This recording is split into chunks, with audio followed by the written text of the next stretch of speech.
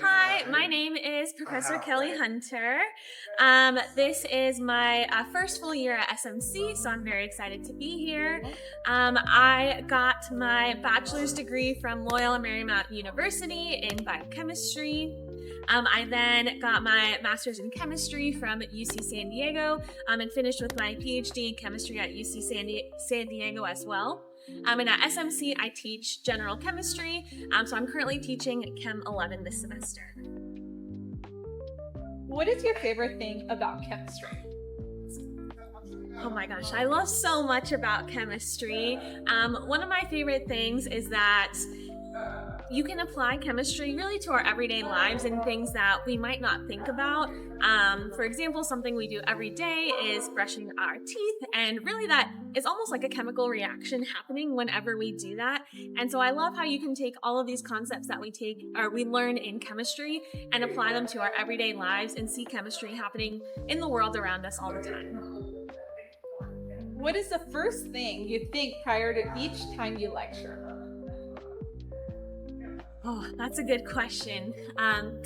Each time before I lecture, I think that I always just want to bring energy, fun, and excitement into my classes because I want to be able to show students how I am passionate about chemistry, and I want to excite them about whatever they may be passionate about, whether that is chemistry, another science subject, or another subject entirely.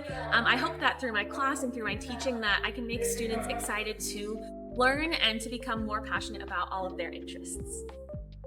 If you were able to reflect on your journey and choose industry or academia, which and why? Looking at my educational journey, I would choose academia. And the reason for that is because I really love teaching, and what I love is about working with students and getting to talk with students and getting to know them as well. I really just love interacting with other people and connecting other people, and I think that academia is the perfect way to do that, to combine teaching with a lot of my other interests as well in chemistry labs. How did you decide to enter this field? So I decided to enter this field because I've always had a love and passion of science. So when I was younger, I thought that I wanted to be a nurse, but then I realized that I don't really like working with blood, but I still had that passion for science. And so as an undergraduate student, I started performing research and also realized that I love performing research as well. And then I also started teaching, being a teaching assistant, and working with students in the classroom. And after doing that, I just realized that I absolutely loved being in the classroom with students, and I wanted to continue and pursue that. How do you keep a life-work balance? I keep a work-life balance by trying to just manage my time in the best way possible. And so time management is important, both from a student perspective, but from a faculty perspective as well. And so how I like to try to balance my time is to make sure that I set time for myself where I am either working or where I'm taking a break as well. And when I am taking a break, I really try to work on the things that I'm interested in and passionate about. And so one of the things that I like to do in my free time as well is really just spend time with my dogs and go on walks with them and make sure that I give myself a break. What are office hours? Office hours are a way for students to meet with faculty outside of the classroom and to talk about a variety of different topics. So that can be related to the class or outside of the class as well. Students can talk about homework assignments, studying for the test. They can also talk about just more general study methods, how to approach maybe note-taking in a class or studying in a class. And it's an opportunity to talk about things that span outside of the class as well. So that can include possible career options, continuing education, really anything that students are interested about. They can talk to faculty during office hours. Why should a student attend office hours? Why a student should attend office hours is to get to know their professor as well. We love working with and talking with students during office hours, and especially working on that more one-on-one and individual level, because when you have a classroom full of students, you might not get to work with them on an individual basis, but during office hours, you have that opportunity to work with students one-on-one, to work on various problems, to discuss topics and solutions. And so office hours is a great way to work with your faculty members and professors more one-on-one. And what is the best question you have received during office hours? Oh, that's a good question. I would say the best question I received in office hours is, tough one.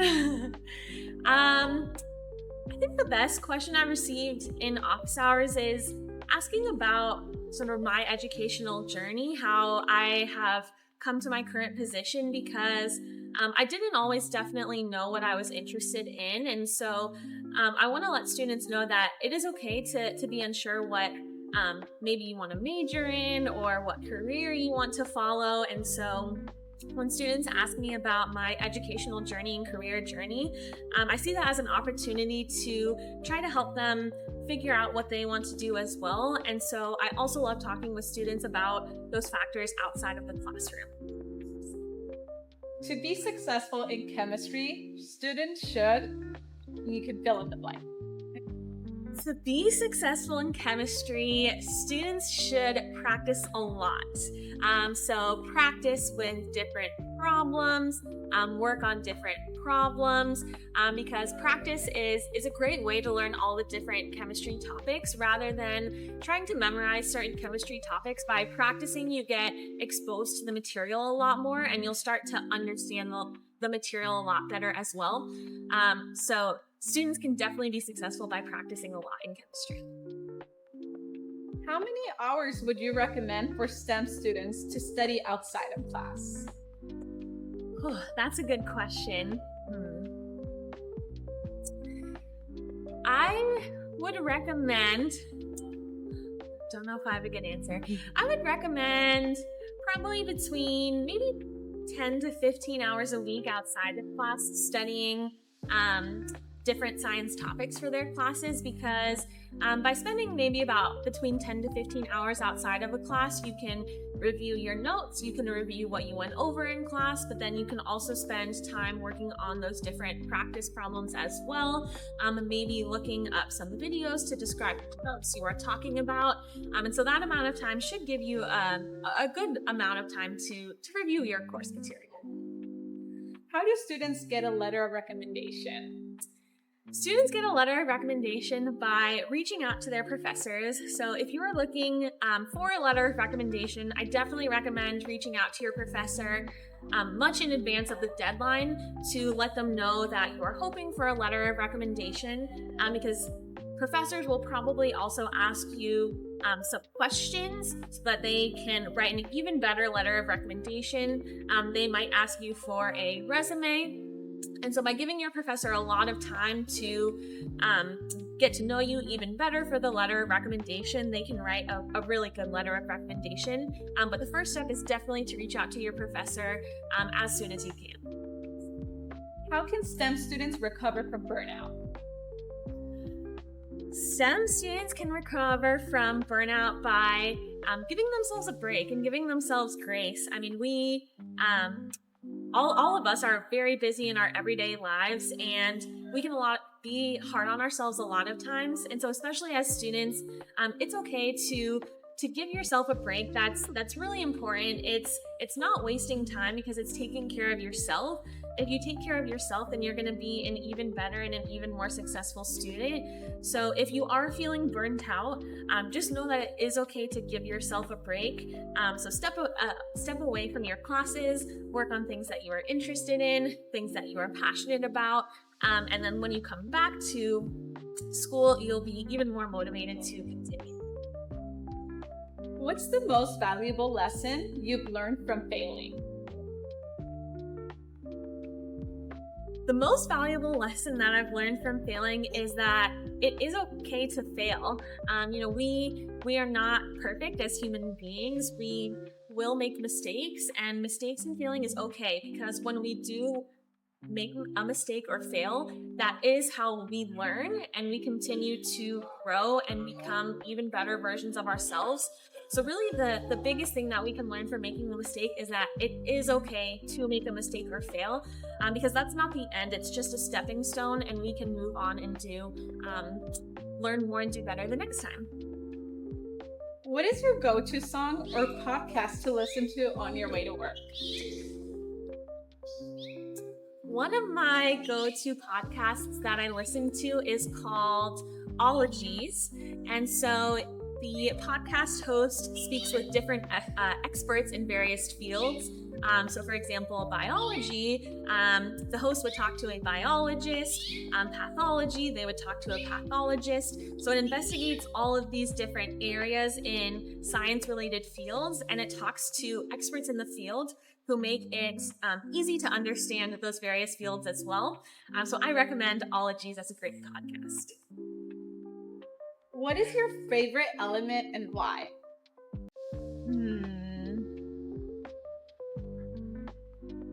Well, I like all the elements. If I had to pick a specific one of my favorites would probably be cobalt, because I have worked with cobalt a lot in my research, so it holds a special place in my heart in that sense. But on a more fun level, cobalt is an element that can exhibit multiple colors. It can have a really pretty pink color and a really pretty blue color based on the solution that it's in. So cobalt is probably one of my favorites for those reasons. If you could have any superpower, what would it be and why?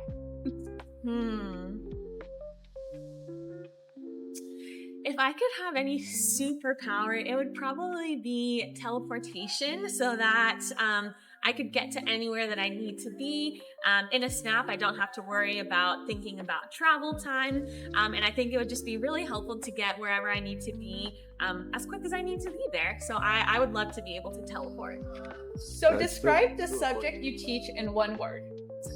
Chemistry is invigorating. Describe community college in one word. Supportive. Describe STEM students in one word. Motivated.